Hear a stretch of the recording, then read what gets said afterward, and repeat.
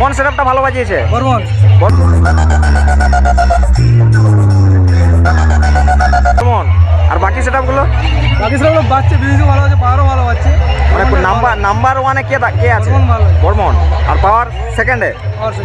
এখন 2025-এ বা এই 24-এর লাস্টের দিক থেকে পাওয়ার মিউজিক কিন্তু আগের থেকে অনেকটাই লো হয়ে গেছে। মানে কি বলবো, যে আগের যে পাওয়ারের গর্জনটা ছিল সেই গর্জনটা কিন্তু আর ফিল করা যাচ্ছে না।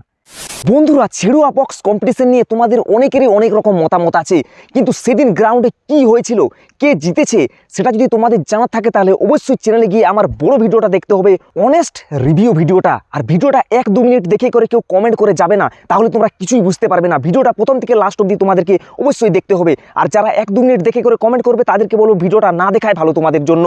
তাই বন্ধুরা, তোমাদেরকে মন থেকে বলছি, যাও ফটাফট যাও এবং চ্যানেলে গিয়ে বড় ভিডিওটা দেখেই ফেলো, তাহলে তোমরা বুঝে যাবে ছেড়ুয়া বক্স কম্পিটিশনে কে জিতেছে।